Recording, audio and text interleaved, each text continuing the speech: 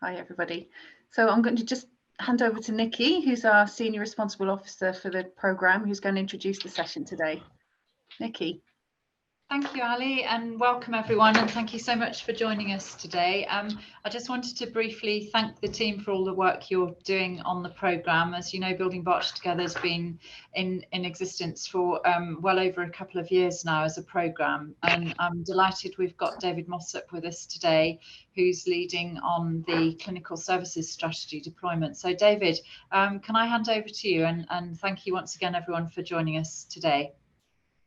BBT at the RBH. I'm a consultant in intensive care and emergency medicine, and have been heavily involved in writing the clinical services strategy over the last 18 months or so, and linking that into the BBT project to try and help evolve the services going forward. And what we wanted to talk about this afternoon is how we take that strategy, which is a fairly high level document sort of describing the vision of where we want to take clinical services, and to develop that into a clinical model that we can really use to drive actual change, and then use that to inform what the buildings need to be like going forward. So in terms of the clinical services strategy, some of the key drivers in that are around how people and therefore services have to change going forward. So we recognise that all of us are living longer, which is a great thing, but often living with an increasing complexity of physical, social, and mental health conditions that we need to consider and factor into any treatment. And so the days of people presenting with a single problem are becoming fewer and fewer. And in fact, most people present with a whole range of challenges that we need to think about when we are thinking about delivering care. I think the other thing that's shifting is how we all want to interact with services, and this has been going on in the background for a while, but has been accelerated through COVID, and people wanting to be able to interact digitally. He says, ironically, realizing that Zoom isn't my natural environment, but for some people that's a really great way to connect and communicate. For others, very much they still want to be face to face, but also in terms of the times that people want to access healthcare. And increasingly, we need to be responsive to that. So thinking that services are available for people when they want them, rather than when clinicians want to deliver them. Next slide.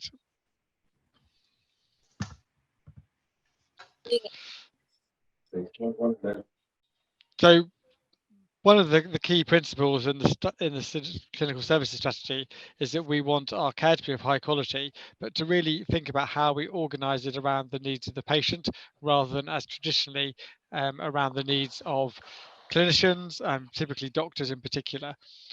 So really making it a much more personalised experience for that patient that works for them and is accessible and inclusive to all members of our community, whatever background, wherever they live. We need to make sure it's much more accessible for them. Next slide. The other thing that's changing is, and this kind of aligns with some of the complexity that we're seeing in how patients present, is the increasing numbers of partners that we need to work with and understand the care that they're delivering and connect with, so that we can provide patients with a truly seamless experience of care.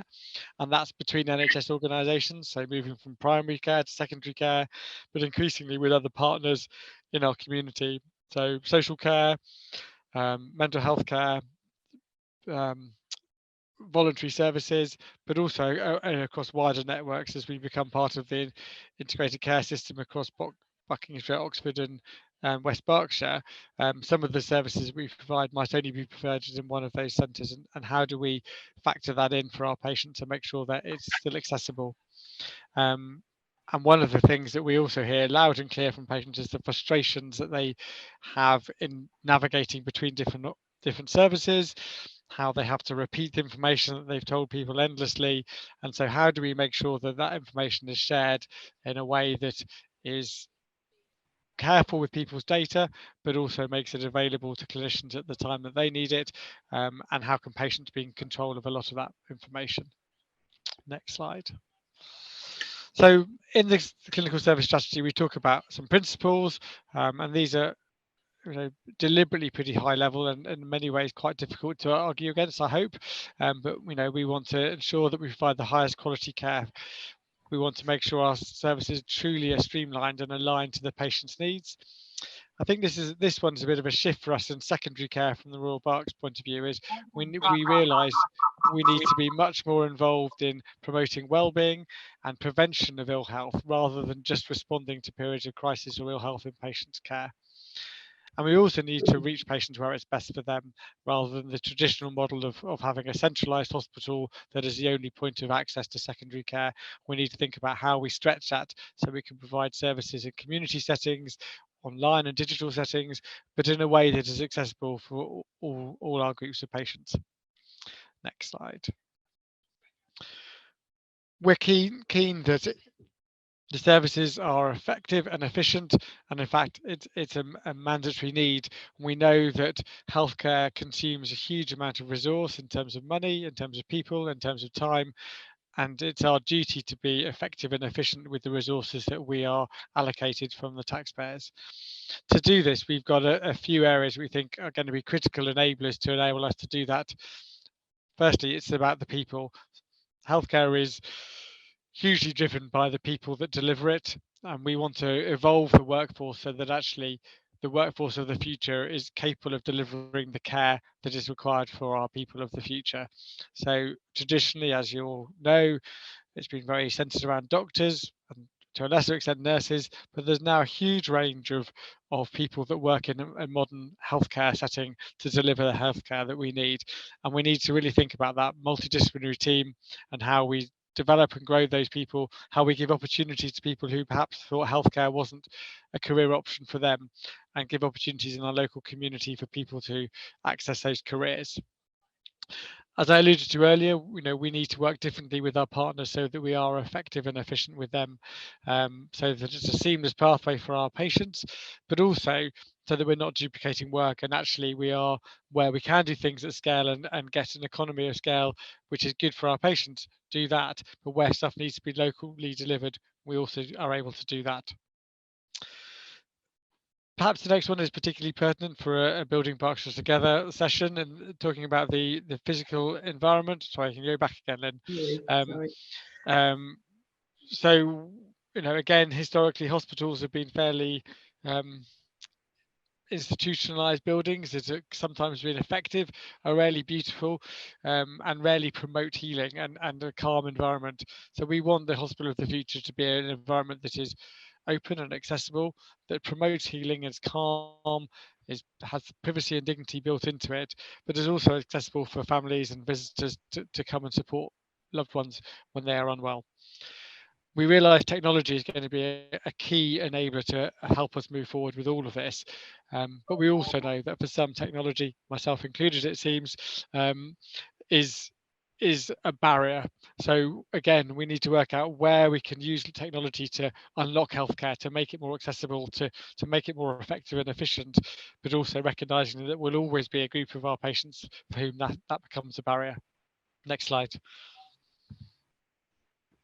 So, as I say, we've talked a bit about the strategy of delivering the right care at the right place at the right time by the right people, and we thought within that about different pathways of care. So some of that's along the stages of life, as we all travel through those at different points in that journey. We all need access to different types of care and in different locations. So we need to think about that, and also try to build a relationship with our community. So it's not that they just come to healthcare at times of stress or pressure, but actually being healthy, living well, keeping fit and healthy is part of the everyday ongoing relationship with healthcare and our community.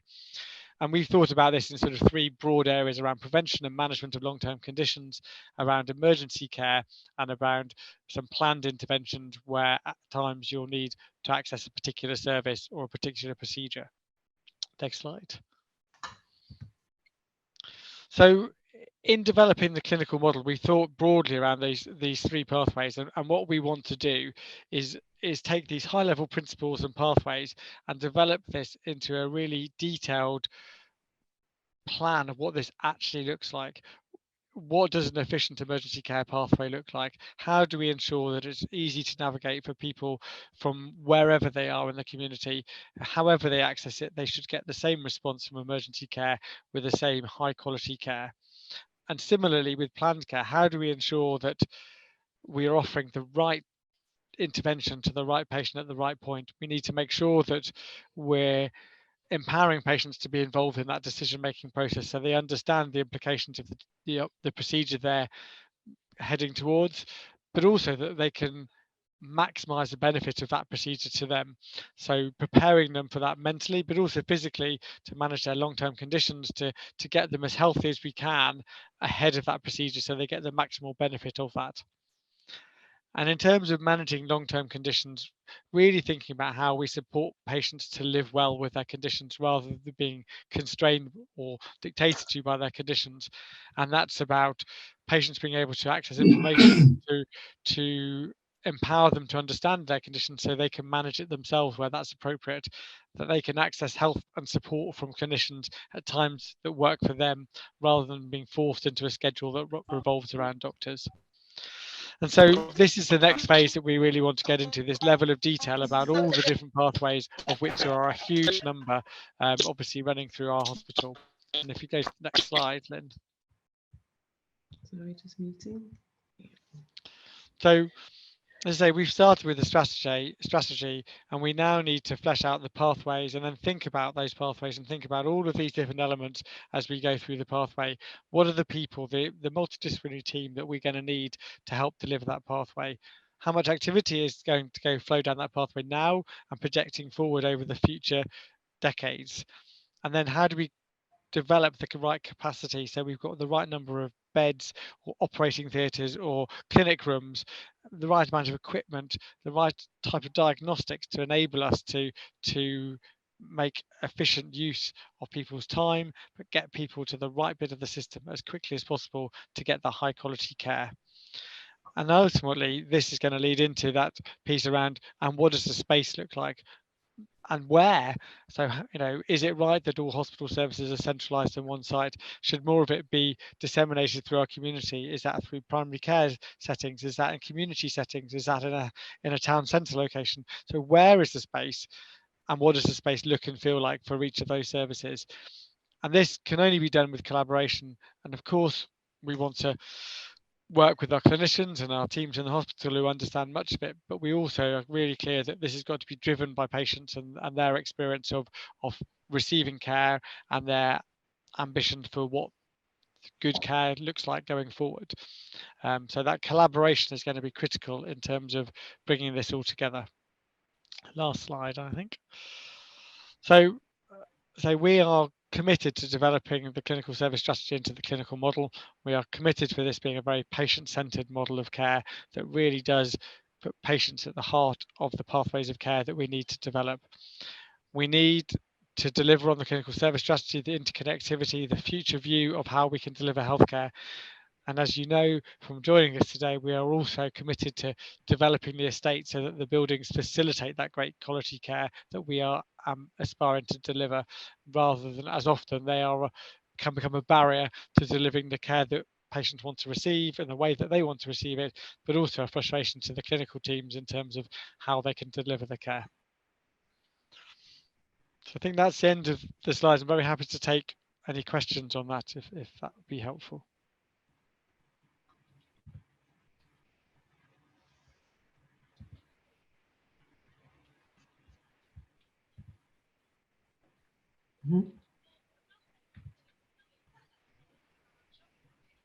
Yeah, I have a question. I don't know whether or not it could be answered or whether or not it's relevant. Would that? We can try.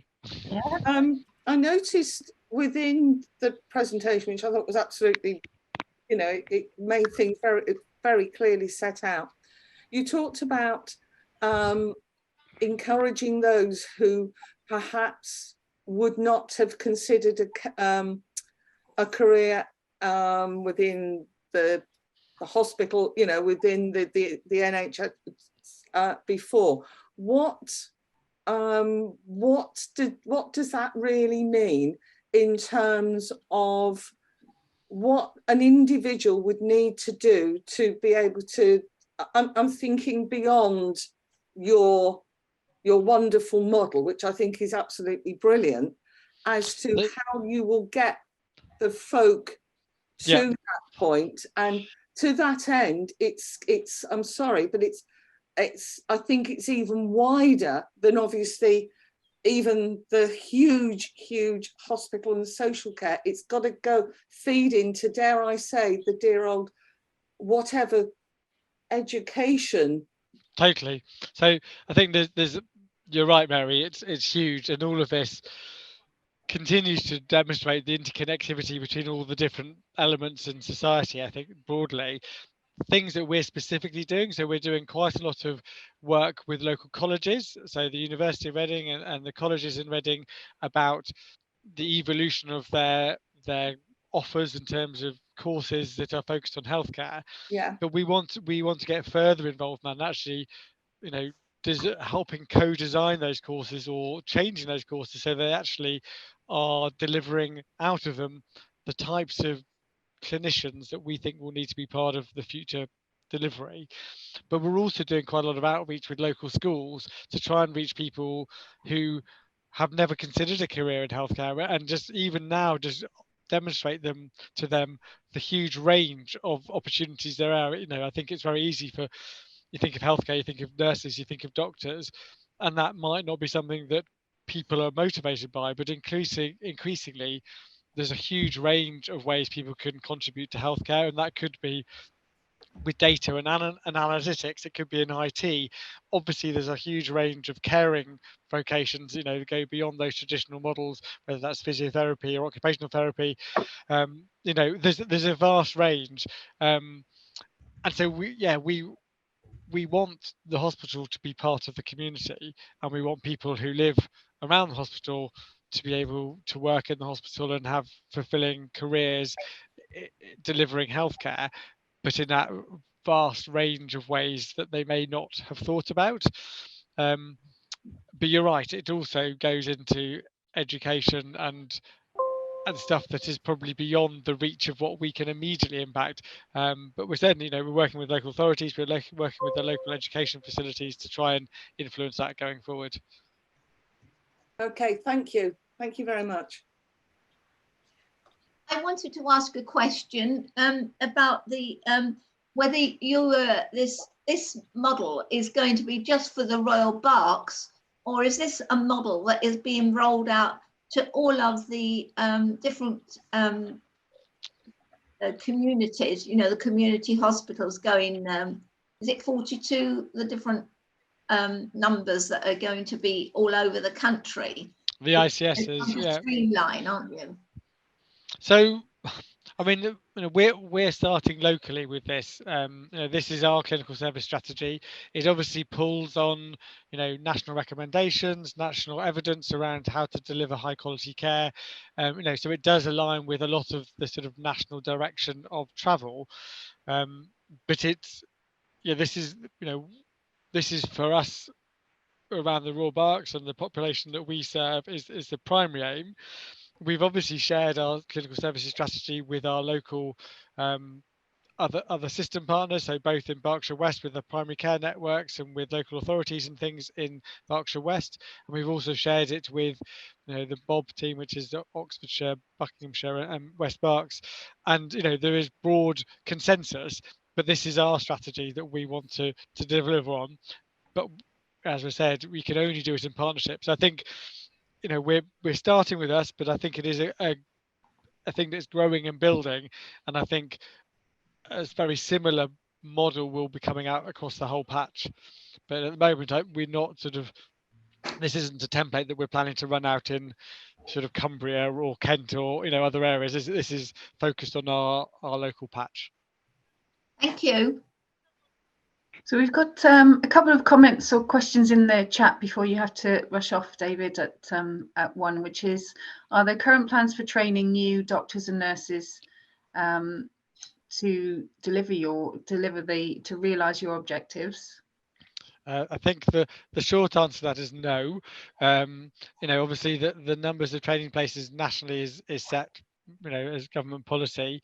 I think, you know, there are lots of national drivers to increase the numbers of doctors and nurses, which will be helpful. But I think our particular take on this is, actually there's a whole load of other careers that could support doctors and nurses. So actually you don't need as many doctors and nurses you would if you continue with the traditional model.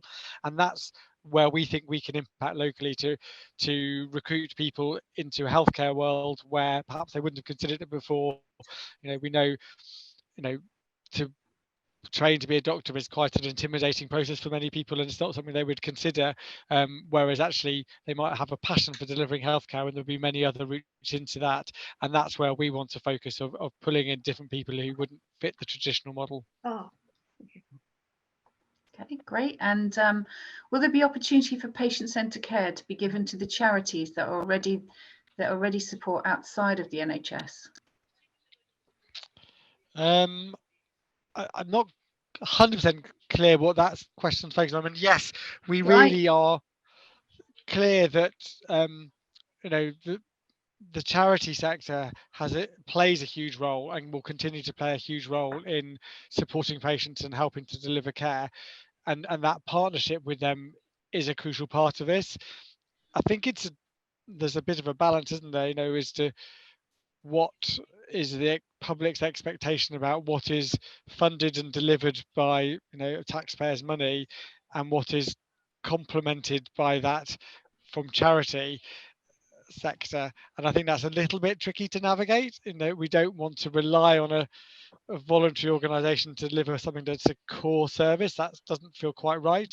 But yet certainly we know that supporting patients with long-term conditions and through cancer and through many other pathways, the voluntary sector provides a huge amount of support, and we want to harness that and build on that.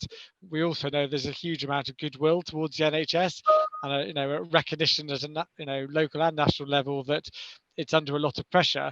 So it feels entirely right that where people can contribute and support the NHS, we build on that. Lovely. And I think just finally, before there's delivery timeline 5 years. I think we're talking a bit longer than that. But yeah, so I think there's different ways of looking at this. So the clinical services strategy we think is a 10 to 15 year vision of where we want to get services. There's bits of it obviously we're moving on already, so it's not a sort of it's not here, it's here. In 10 years time it will be an evolution over that time. In terms of the building Berkshire Together part, obviously we're very dependent on receiving funds from the government to facilitate that, but we think realistically we're talking 5 to 10 years rather than shorter than that. But hopefully we'll see improvements in the pathways, improvements in the services throughout that time, so it's not that we have to wait 5 years before any change happens. Lovely. I think that's it. Raffaella, you've put in a good comment there. I don't think there's a question. I think that's a comment in there, but shout if you have a question on there. And Richard, can we liaise directly? I know that you're trying to post some messages on there, I think, and I'm staying on for another half an hour. It's just I'm trying to get David's questions in because he's got to skip off to another meeting at 1. Yeah, happy to. Great. So I think that's it. Thank you so much, David. That was really, really helpful. Some great comments, positive comments about how the model looks and makes sense. So I think that's an excellent start. It's really difficult to explain a complex thing in a way that people understand it. So to get some positive feedback is fantastic around that. So thank you. And thanks for inviting me. It's good to be able to join you. And sorry to have to dip off now. Okay, let you go. Cheers. Thank you. So we use these sessions to try and update people on the latest on the program, though sometimes there are people here who have never been to a session, and so we just sort of put something a quick summary in context so people are all on the same page, and then give you a quick whiz around or update onto what we're doing, and then there's an opportunity to ask questions. So I'm just going to share. I've only got 2 slides, which is the overview and then some key updates that I want to share. Where is this? Sharing. There we go.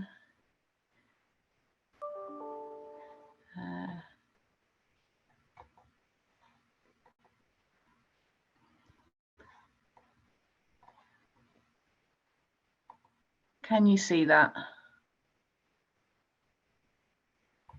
Yeah, we can, Ali. Is it in slide mode? Nope. Presentation mode? No. No, sadly not. Sorry. Oh, okay.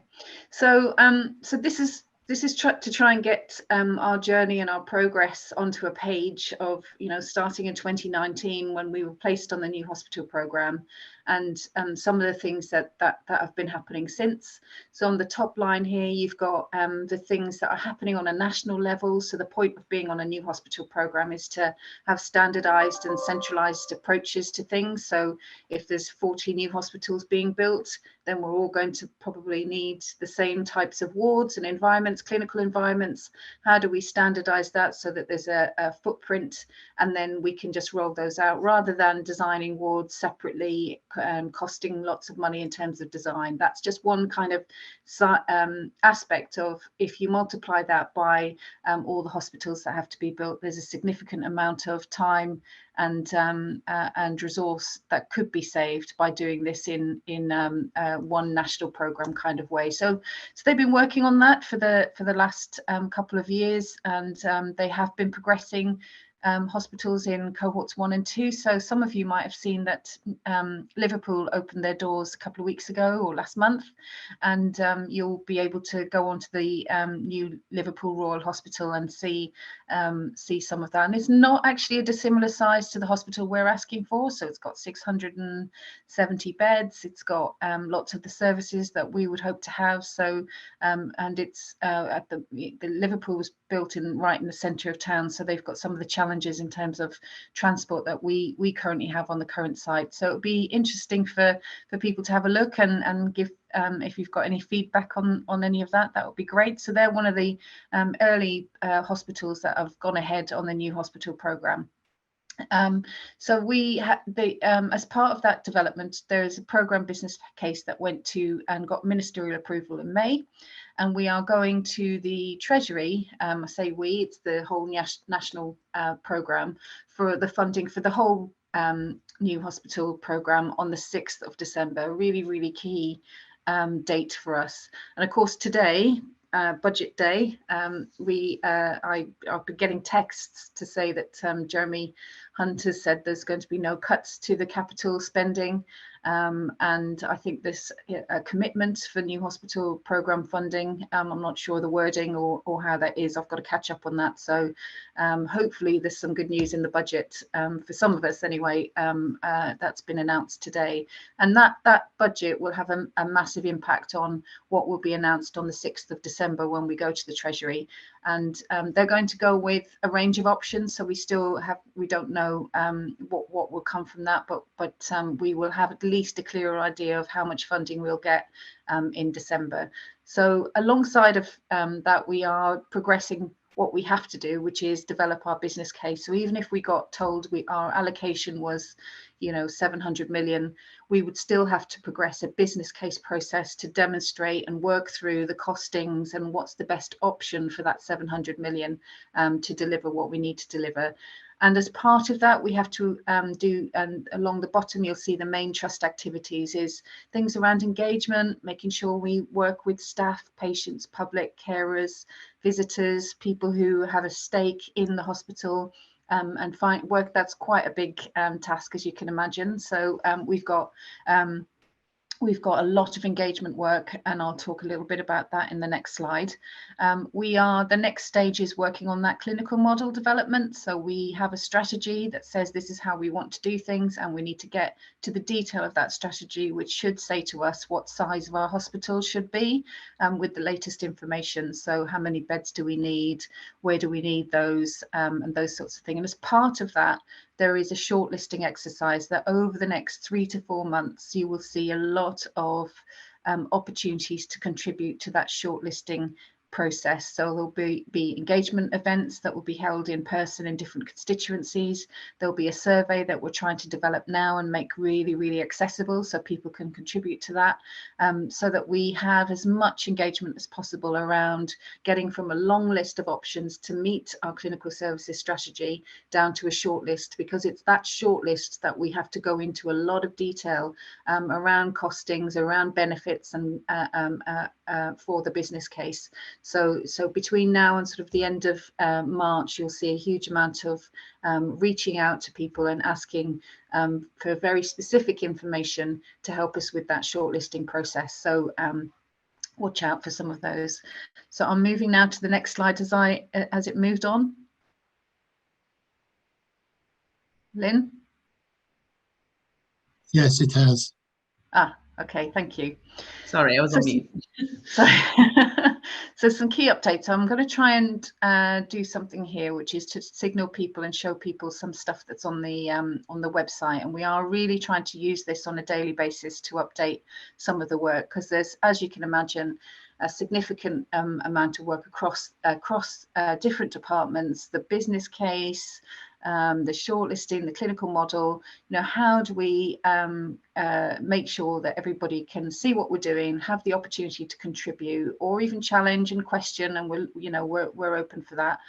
So I'm just going to take this, stop sharing, and then hopefully show screen. If I show the entire screen or window, let me see, entire screen. Try that. So we have started last week. Can you see the website? We can. Oh, great. So we started last week with trying to pull together weekly highlights. So last week we've got the highlights from last week, and a lot of things happened, but we show some of the things around events. So where we are in building our team. So we've got a team structure, and we've got some interim resource, and we've got some permanent people, some people on the way. Tells you what they're doing and which teams they're in. So it's trying to do a lot of things in that thing, but it's all on the website. Talked about some of the events that we spoke at and what that meant, how we're engaging with patients and public, and the discussions that we're having around that. And we had sessions in the council, also talking to our pharmacy team and staff reference group, and program updates, new hospital program that we've got on there. And then there's just a little bit of an overview of some of the program tasks that we've got, so people get a sense of, or a feel of, what are the things that we're getting involved in.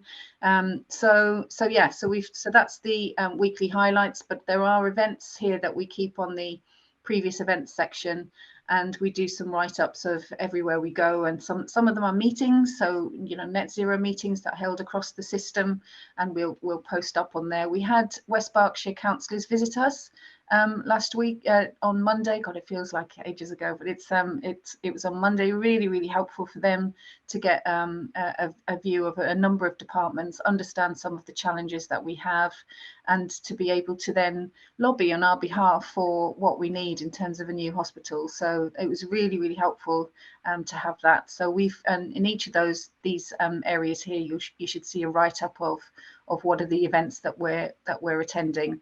And we started as well to develop a feedback page where you can see what people are saying and how we're using it, the feedback. So I'm going to stop sharing and then come back, hopefully. That's it. So just a quick overview of some key updates that I will talk you through. I can't see my...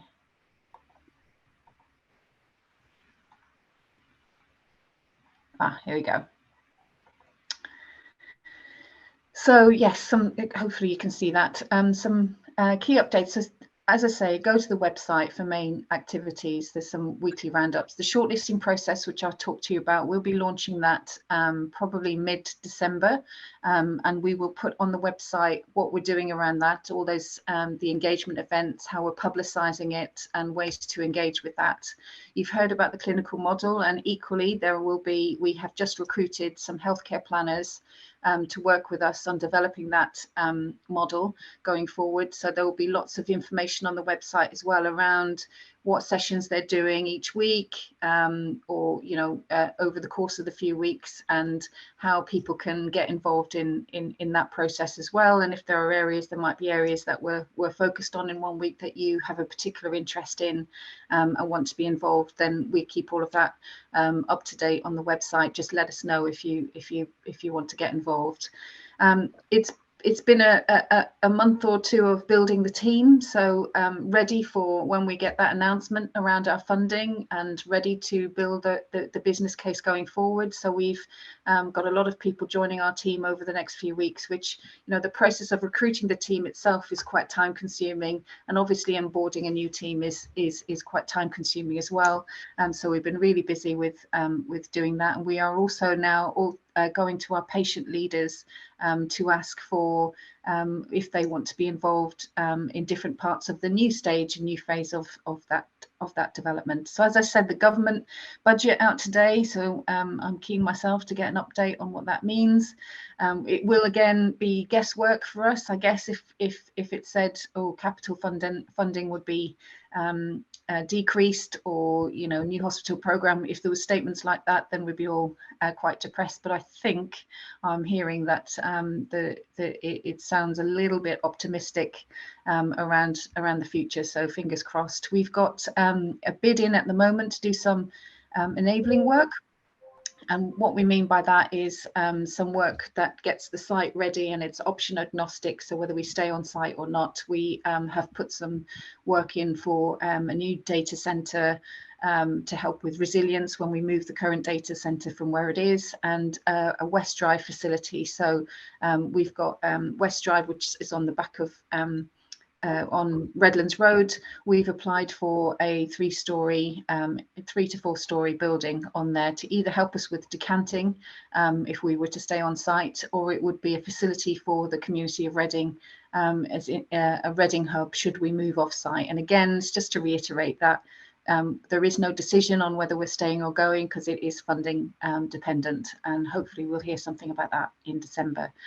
Just to skip through some of the other things that we're involved in, and as we'll get into the weekly updates that we're happy to provide on the website, you'll see some of those things come to life, and how we tackle some of those issues in meetings, and how we progress some of those in terms of creating space, creating a data center that gives us some resilience when we move, what the West Drive development looks like, and we are looking for new sites for new hospitals should that be an option for us as well. So that's a skip through of where we are and where you can find information, and some of the things that are coming up next. And so I'll stop there to see if anybody's got any questions.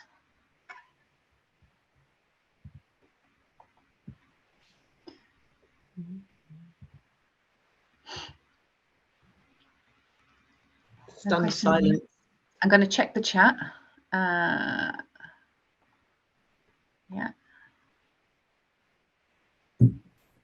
Hi, I have a question. Yes. It sounds as if funding permitting, the decision has been reached to move off site if the money is available. Is that correct? No, that's not correct. So again, depending on the funding, and we also need to check with our stakeholders as part of the business case process. We could build a brand new hospital where we are. That's completely possible. So by decanting and moving people and creating space, we could build a hospital where we are, or we could find a new site. Should a new site be more preferable to do that new build on? So we still don't know whether, if we were given the money for a brand new hospital, whether that would be on the site where we are. Is that the best place? We wouldn't have to buy land. The planning permission would already be sorted. There are a lot of advantages to building a brand new hospital on the site we're in. But it may be that actually travel and transport issues might influence people saying that we should have a brand new hospital on a different site, as an example. So it's not as clear cut as that, I'm afraid. Thank you. Okay.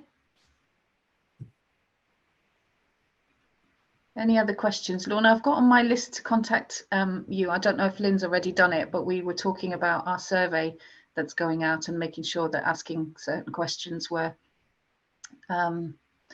targeted in the right way and sensitive.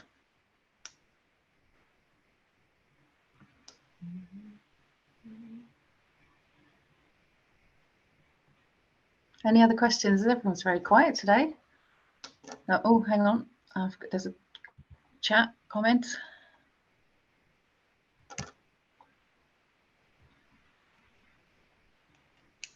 Yes. So I made this. So in our so there's a comment here I've heard today that future government capital funding will be maintained, not increased. So when I heard that capital funding would not be cut, I thought, oh, that's great. And then I had to check myself and think, well, hang on a second. If it's not increased and we've got inflation and escalating costs, in reality, that might mean less without it having to be cut. So I think we need to understand the nuances of what not being cut means. Does that mean it will receive an inflationary increase? I'm not sure. Does that mean we have to do the same with less? So I need to get clarity on that, but I think it's great that it's not going to be cut. So that's the first positive step. So that's a commitment. I think a commitment to capital investment can only be good. Okay, anything else? Okay, so yeah, hopefully that's a bit of a skip through. Oh, sorry, were you going to say something, Mary? Yeah, very, very briefly. Thank you so much. Really, really interesting again, and I learned so much. But beyond these forums and all the other things, I mean, eventually, I'm assuming all these things will be fed out far into the much wider community, because at the risk of being controversial, I think all of us, to a certain extent, have got to accept the model we are used to is changing. Let's leave it there, because that's an acceptance, then we have to move on with that.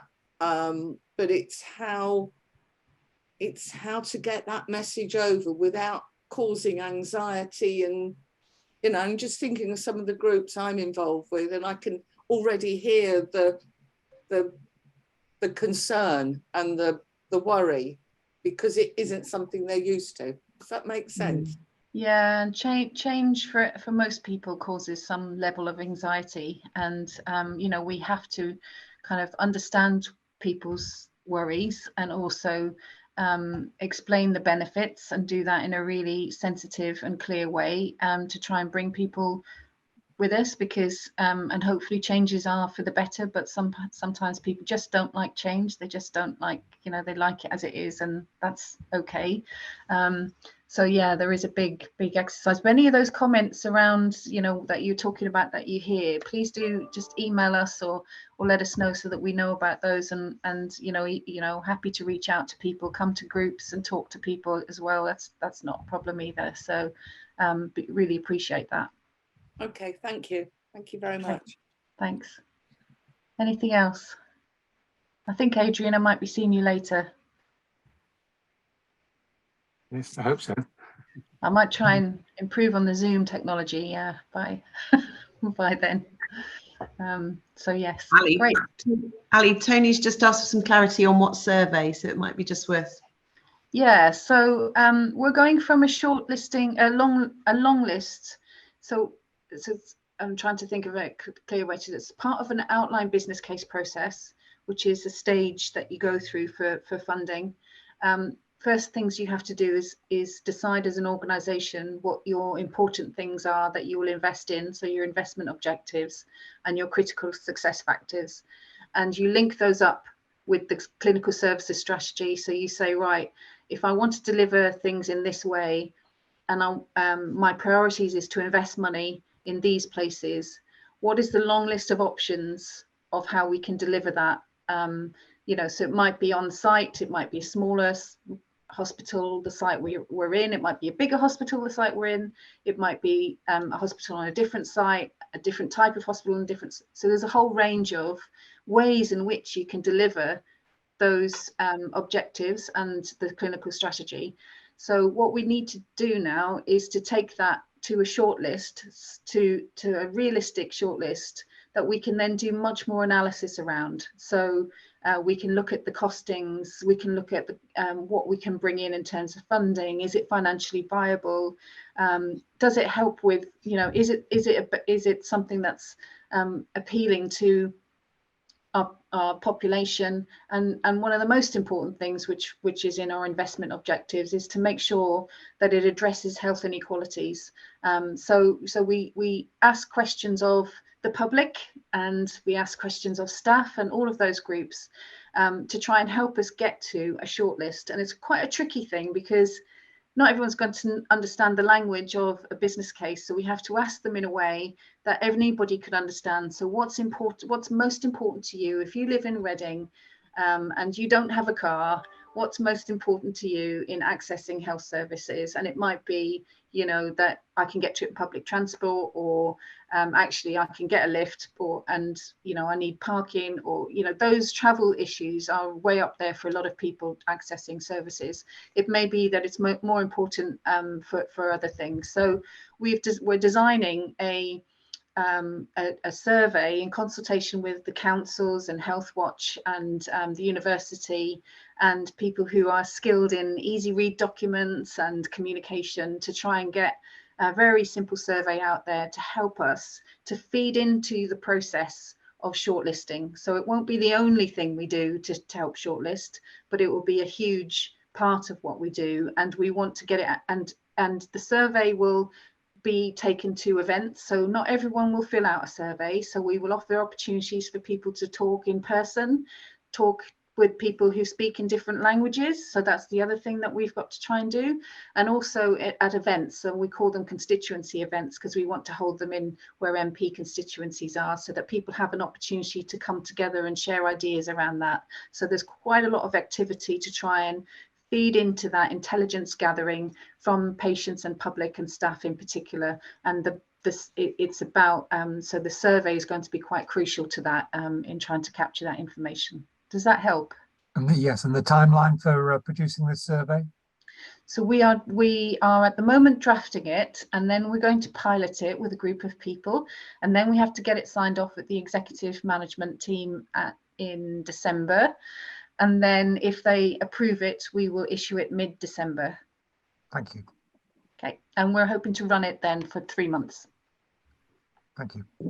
Okay. Okay. Anything else, Lynn? Any chat? Any? No, chat just things? no further questions anyway. But thank you for the comments. They're great. Okay, lovely. Right, well, I'll sign off there, and I hope to see you all, or some of you again, at future events or the events that we're about to launch into in the next few months. And do shout if you've got any questions outside of this. Thanks very much. Have a lovely day, everyone. Thank you. Bye. Thank you.